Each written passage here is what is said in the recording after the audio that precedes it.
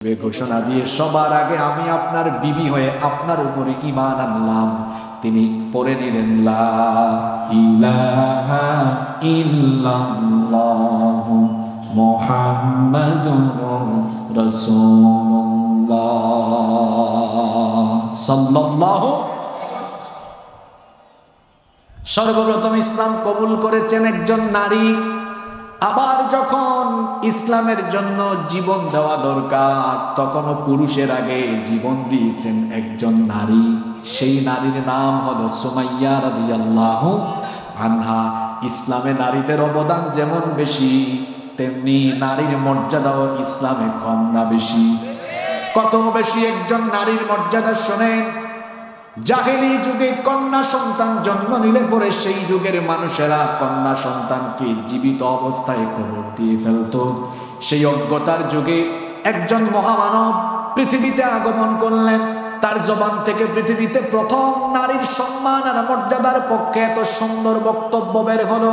আল্লাহর নবী এসে বললেন, তোমরা তোমাদের ঘরে মেয়ে সন্তান জন্ম নিলে মেয়েদেরকে জীবিত অবস্থায় কবর দিয়ে দিও না। আল্লাহ নবী বললেন, ইদা ওয়ালিদাল রাজুলু ইবনাতান বাআসাল্লাহু আযজা ওয়া জাল্লা মালাইকা। যখন কোনো ঘরে কোনো কন্যা সন্তানের জন্ম হয়, আল্লাহ তাআলা খুশি হয়ে সঙ্গে সঙ্গে ওই ঘরের মধ্যে তার রহমতের ফেরেশতা পাঠিয়ে দেন। কোনো হাদিস আজ পর্যন্ত পাই নাই। এই যে হুজুর আমাদের বয়সে তো প্রবীণ, আমার উস্তাদদেরও উস্তাদ, এইরকম বয়সের মানুষ, তিনি তার জীবনে অনেক হাদিস পড়িয়েছেন, গবেষণা করেছেন। জিজ্ঞেস করে দেখেন ছেলের ব্যাপারে এইরকম কোনো হাদিসের কোনো কিতাবের ভেতরে নাই, কিন্তু মেয়ের ব্যাপারে এরকম হাদিস আছে। যখন কারো ঘরে কোনো মেয়ে সন্তানের জন্ম হয়, আল্লাহ সঙ্গে সঙ্গে ওই ঘরের মধ্যে তার রহমতের ফেরেশতা পাঠিয়ে দেন। রহমতের ফেরেশতা এসে বলে, আসসালামু আলাইকুম আহলাল বাইত।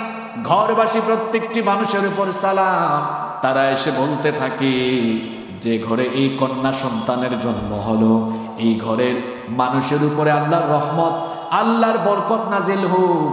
এই কন্যা সন্তানকে যদি তার মা বাবা উত্তম, এই কন্যা সন্তানকে যদি তার মা বাবা আদর স্নেহ মমতা ভালোবাসা দিয়ে লালন পালন প্রতিপালন করে, উত্তম শিক্ষায় শিক্ষিত করে, যদি সৎ পাত্রস্থ করে, আল্লাহ নবী বললেন ওই পিতা মাতাকে আল্লাহ আমার সাথে জান্নাত দিবে।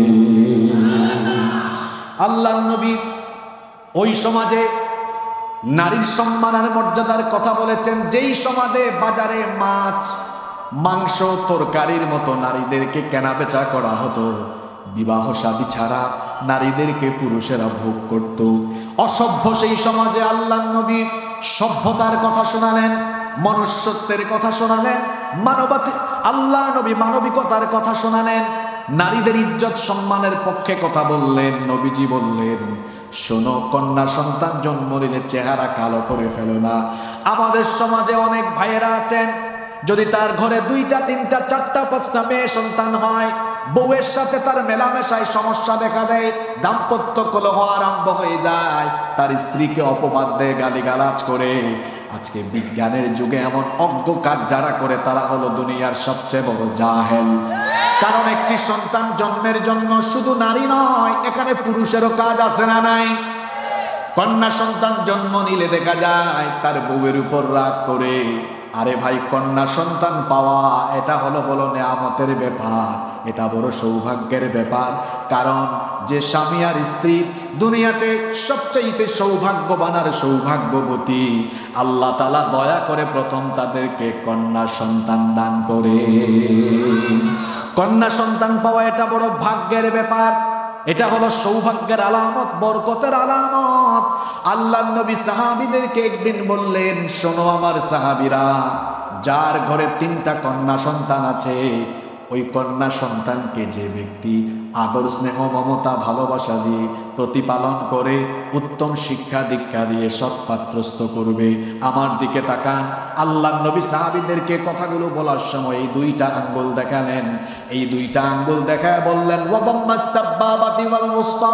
এই 2টো আঙ্গুল একত্রিত করে নবীজি বললেন, যে ব্যক্তি তার 3টি কন্যা সন্তানকে ভালোবেসে লালন পালন করবে, কিয়ামতের দিন ওই কন্যা সন্তানের পিতামাতা আর আমি নবী এইভাবে এক জান্নাতে অবস্থান করব। আল্লাহু আকবার। দেখেন আমাকে ছেলের ব্যাপারে একটা হাদিস, আপনি ছেলের জন্য পাগল হয়ে যান। বেশিরভাগ ক্ষেত্রে দেখবেন ছেলেদের চাইতে মেয়েরাই মা বাপকে সম্মান করে বেশি। এক সাহাবী দাঁড়িয়ে গেলেন, সাহাবী বললেন, নবী গো, আমার তো 3 জন নাই, 2 জন আছে, আমি কি আপনার সাথে জান্নাতে থাকতে পারবো না? নবীজি বললেন, হ্যাঁ, তুমিও আমার সাথে জান্নাতে থাকবে। বলছিলাম ইসলাম নারীকে কেমন মর্যাদা দিল, কন্যা হিসাবে দিল। এরপরে আপনি তাকে শিক্ষা দীক্ষা দিবেন। নবীজির জবান থেকে নারী শিক্ষার কথা পৃথিবীর জমিনে প্রথম বের হয়েছে। আজ আমার সমাজে নাস্তিক পাড়ায় কিছু বাম রামদের মুখ থেকে নারী শিক্ষার কথা শোনা যায়।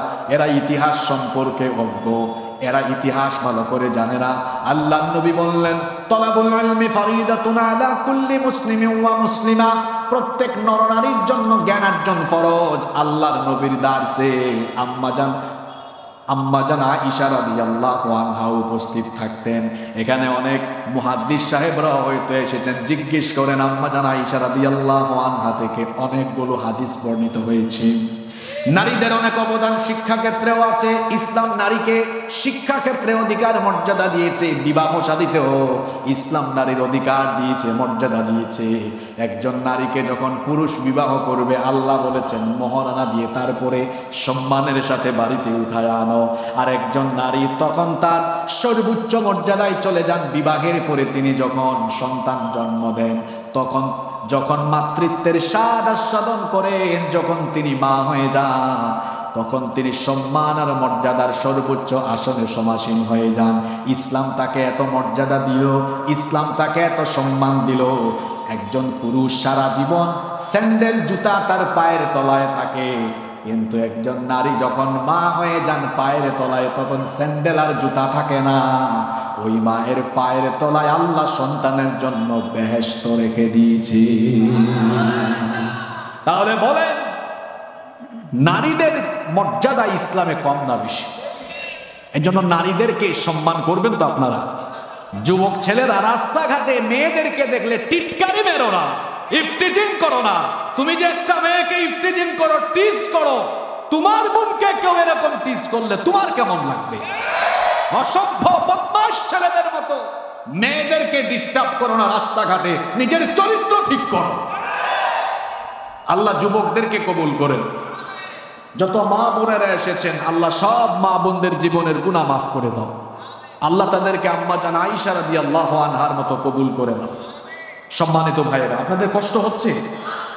আমি আপনাদের সামনে কোরআনুল কারীমের 18 নম্বর সূরা সূরাতু আল কাহাফের কয়েকটি আয়াত তিলাওয়াত করেছি। আজকে আমরা সূরা কাহাফ থেকে আলোচনা শুনবো ইনশাআল্লাহ। আমরা এই সূরা থেকে আলোচনা আরম্ভ করার আগে এই সূরার প্রাইমারি ইনফরমেশন, প্রাথমিক কিছু তথ্য আমরা জেনে নিব ইনশাআল্লাহ। এই সূরার নাম হলো সূরাতু আল কাহাফ। একজনও চুপ থাকবেন না, সবাই বলেন তো সূরার নাম কি? সূরা কাহাফ। কাহাফ হচ্ছে আরবি শব্দ, এর অর্থ হলো, এর বাংলা অর্থ হলো গর্ত, গুহা, ইংরেজিতে যেটাকে বলা হয় টানেল। আবার আরবিতে গর শব্দের অর্থ হলো গুহা। কাহাফ শব্দের অর্থ গুহা, গর শব্দের অর্থ গুহা, কিন্তু পার্থক্য আছে। আরবিতে ছোট গুহাকে বলা হয় গর। যেমন কোরআন একটা গুহায় নাজিল হয়েছে, ওই গুহাকে আরবিতে বলা হয় গারে। বলেন গারে। কোন গুহায় কোরআন নাজিল হয়েছে? হেরা গুহায়, আরবিতে বলে গারে হেরা। ছোট গুহাকে আরবিতে বলা হয় গার। আর বিস্তীর্ণ বড় প্রশস্ত গুহাকে আরবিতে বলা হয় কাহাফ। তাহলে সবাই বলেন তো দেখি, কাহাফ মানে বড় গুহা নাকি ছোট গুহা?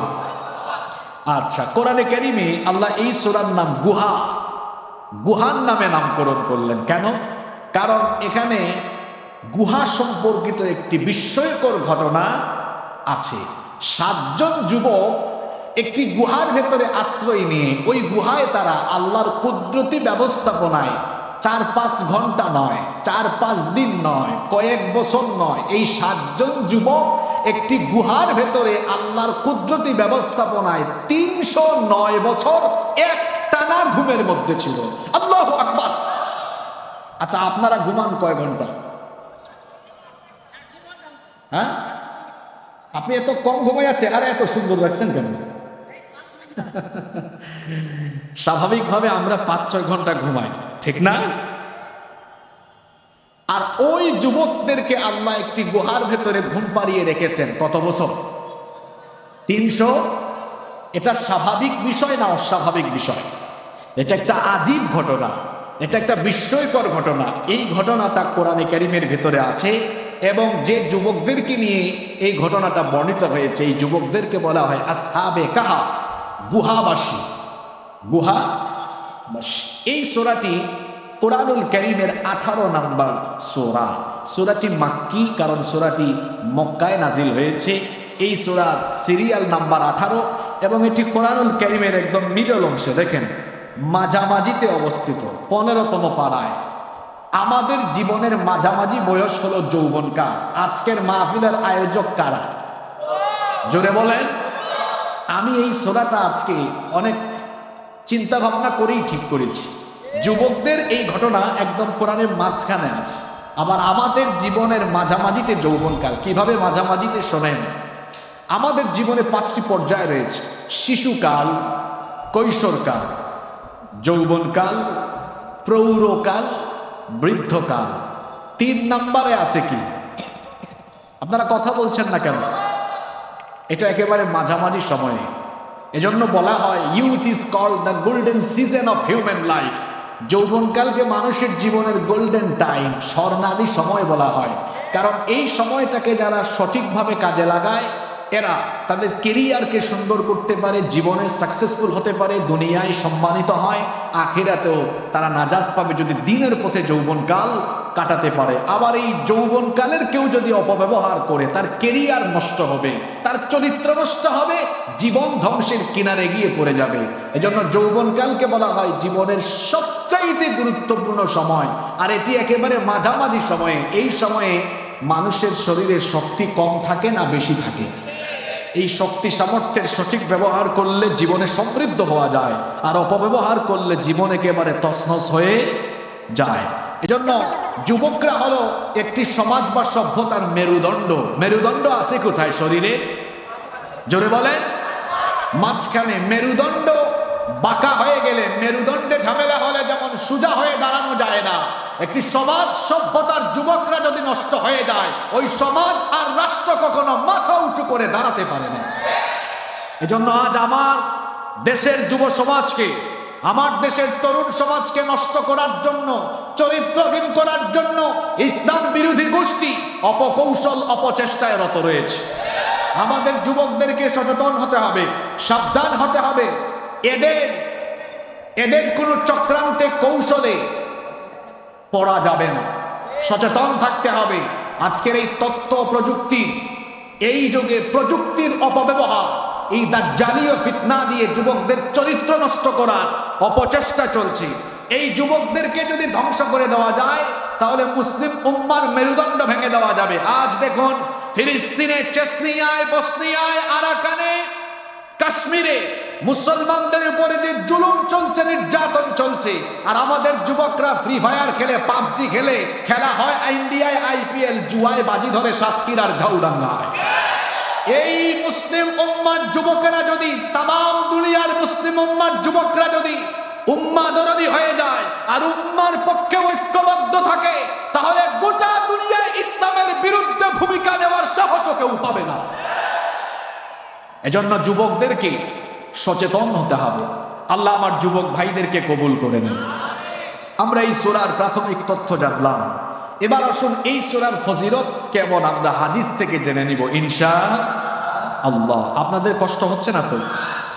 সূরাতু আল কাহাফ, এই সূরাটি কোরআনুল কারীমের একটি বিশেষ ফজিলতপূর্ণ সূরা। এই সূরার ফজিলত সম্পর্কে অনেকগুলো হাদিস বর্ণিত হয়েছে। যেমন মুসলিম শরীফের বর্ণনায় হাদিস এসেছে, হাদিস বর্ণনাকারী সাহাবী হচ্ছেন আবু দারদা রাদিয়াল্লাহু আনহু। তিনি বলেছেন রাসূল করিম সকলে আমার সঙ্গে মহব্বতে পড়েন সাল্লাল্লাহু আলাইহি ওয়াসাল্লাম বলেছেন, মান হাফিযা 10 আয়াতিন মিন আউয়ালি সূরাতিল কাহফি উসিবা মিন ফিতনাতিদ দাজ্জাল। আল্লাহর নবী বলেছেন, যে ব্যক্তি সূরা কাহফের প্রথম দিকের 10টি আয়াত মুখস্থ করবে, আল্লাহ তাআলা তাকে দাজ্জালের ফিতনা থেকে বাঁচিয়ে দিবেন। ওয়া ফি রিওয়ায়াতিন উখরা, অন্য রিওয়ায়াতে এসেছে, মান হাফিযা 10 আয়াতিন মিন আখিরি সূরাতিল কাহফি উসিবা মিন ফিতনাতিদ দাজ্জাল। যে ব্যক্তি সূরা কাহফের শেষের দিকের 10টা আয়াত মুখস্থ করবে, তাহলে দুইটি রিওয়ায়াতের যে বর্ণনা, এর সার কথা হলো, যে ব্যক্তি সূরা কাহফের প্রথম 10 আয়াত অথবা শেষের 10 আয়াত মুখস্থ করবে, ওই ব্যক্তিকে দাজ্জালের ফিতনা থেকে যিনি বাঁচিয়ে দিবেন তিনি কি? দাজ্জাল কি পৃথিবীতে এসেছে না আসবে? দাজ্জাল চলে এসেছে, দাজ্জালের জন্ম হয়ে গিয়েছে। আল্লাহর নবী বলেছেন, ইন্নাহু ফি বাহরিল ইয়ামেন আও ফি বাহরিশ শাম।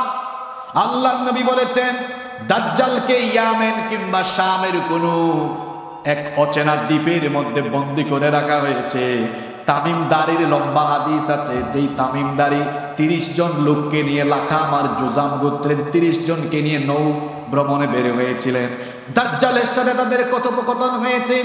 দাজ্জালকে একটি অচেনা দ্বীপের মধ্যে আল্লাহ শিকল বন্দী করে রেখেছেন। দাজ্জাল চলে এসেছে, দাজ্জালের জন্ম হয়েছে, কিন্তু দাজ্জালকে আল্লাহ বন্দী করে রেখেছেন। পৃথিবীতে দাজ্জাল হঠাৎ করে আত্মপ্রকাশ করবে, জন্ম হয়েছে কিন্তু আত্মপ্রকাশ করবে পরে। ইমাম মাহদি আলাইহিস সালামের আগমনের পরে গোটা দুনিয়াতে ফিতনা ছড়িয়ে দেওয়ার জন্য দাজ্জালের আগমন হবে। আগামীর পৃথিবীতে দাজ্জাল আসবে, এসে গোটা দুনিয়াতে তার দাজ্জালীয় ফিতনা চালাবে।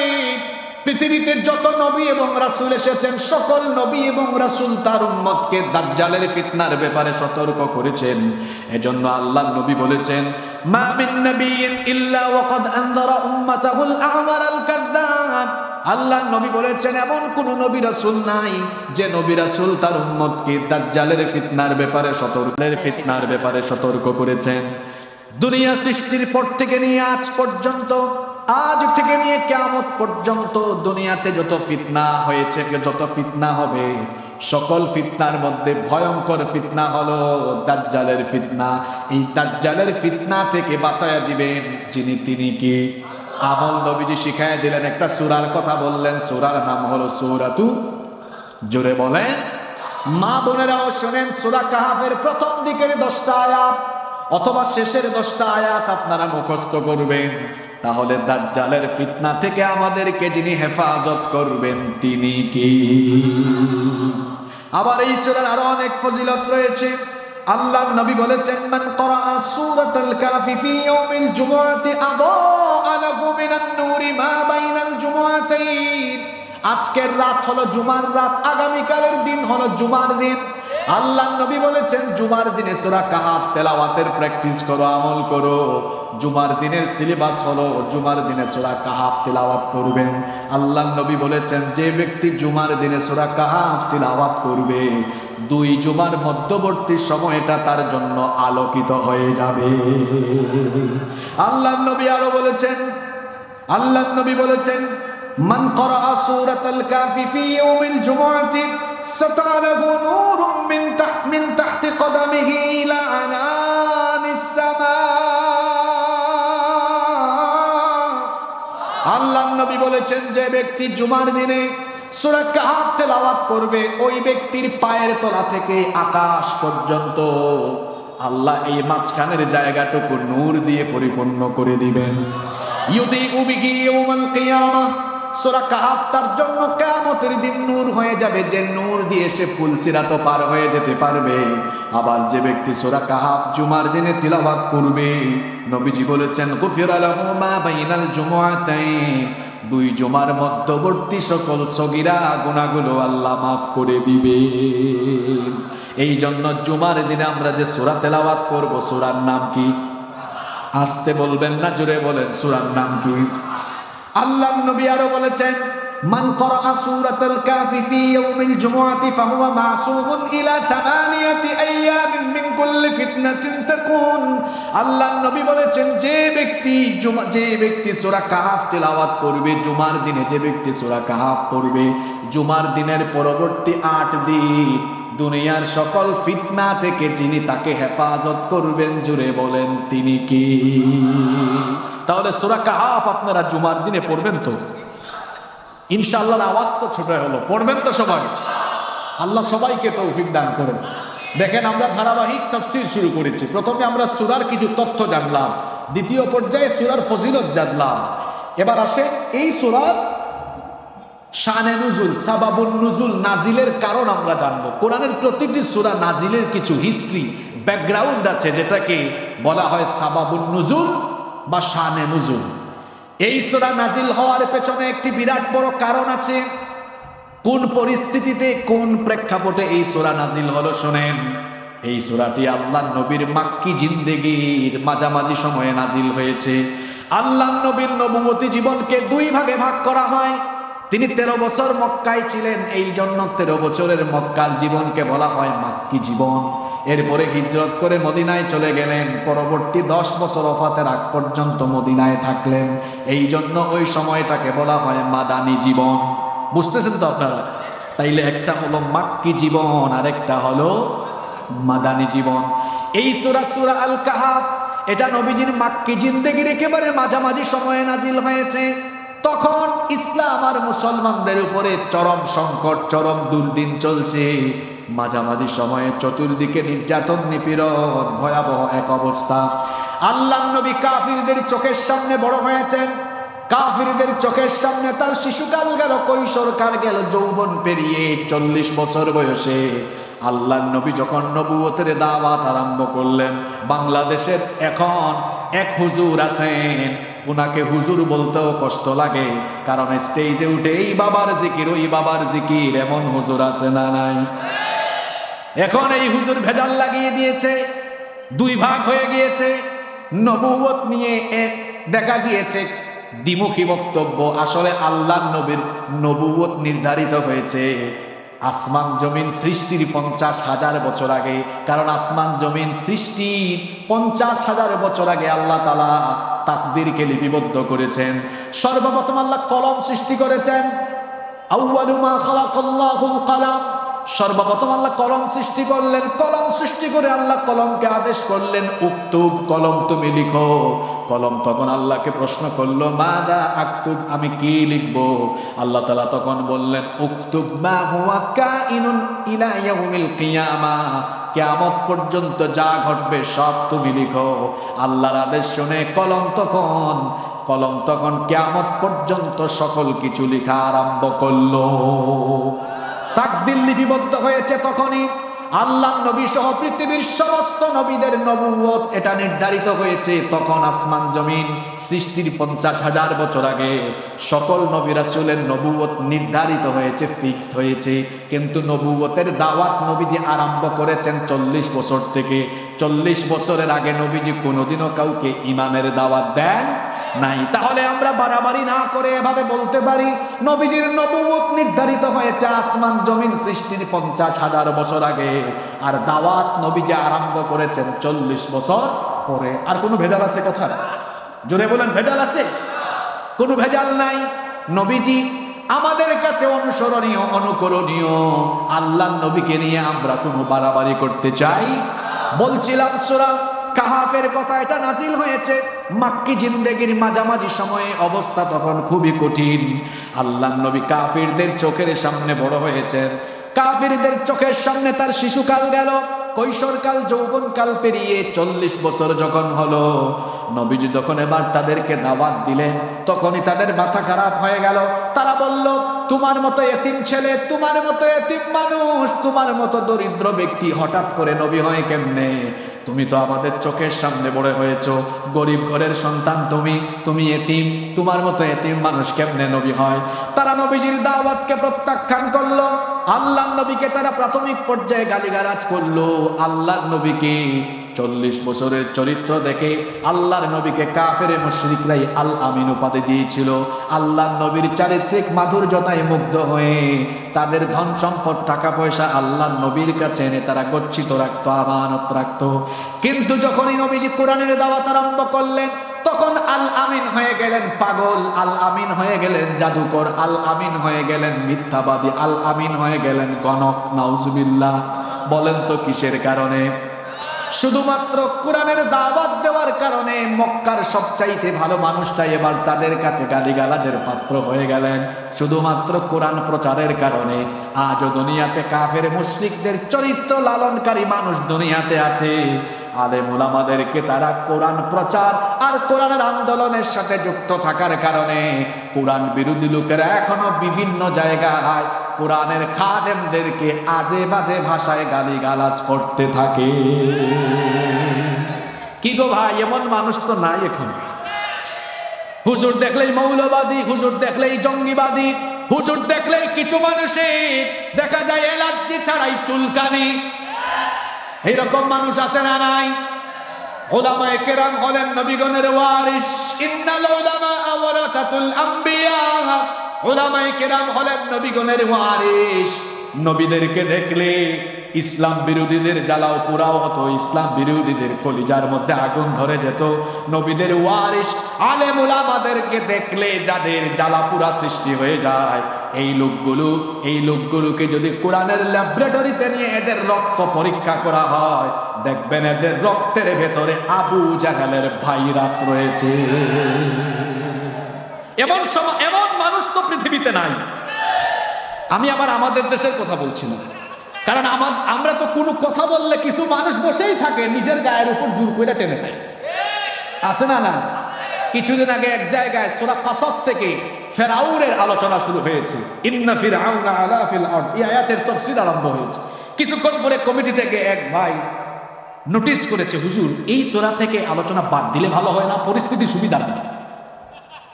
আমি বললাম, ফেরাউন তো মিশরে ছিল, ফেরাউনের পরিস্থিতি আপনি আপনার আশপাশে নিয়ে আসলেন কেন? তো কিছু মানুষ এরকম আছে, কোন বিষয়ে আলোচনা হলে সে নিজেই জোর করে তার গায়ের উপরে নিয়ে নেয়। আপনাদের সাতক্ষীরায় আমি গত বছর এসেছিলাম, এই আগরদারি মাদ্রাসা। আমি সূরা আলাক থেকে আলোচনা করেছিলাম। আমি যাওয়ার সময় আমাকে হামলা করার চেষ্টা করা হয়েছে। এই সাতক্ষীরার কথা আমি বলছি। যদি এরা এখানে থাকে, এদের শুনে রাখা দরকার, সূরা আলাকের আলোচনা তুমি তোমার গায়ের উপরে টেনে নিয়েছো কেন? তার মানে ইসলাম বিরোধী চরিত্রের সাথে তোমার চরিত্রের মিল আছে, জনগণ বুঝতে পেরেছে। তুমি আলেম উলামার সাথে বেয়াদবি করো, আল্লাহ তোমাকে মরার আগে বেইজ্জত করে ছাড়বে।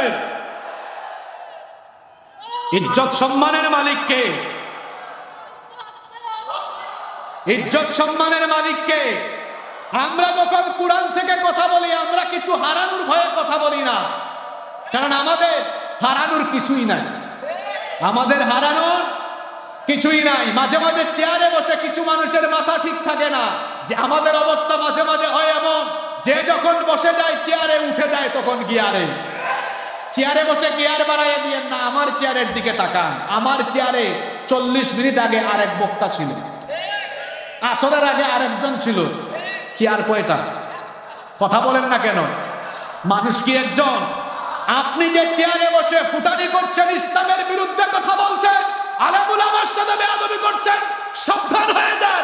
চেয়ারের জায়গায় থাকবে, কিছুদিন পরে চেয়ারে আপনি থাকবেন না।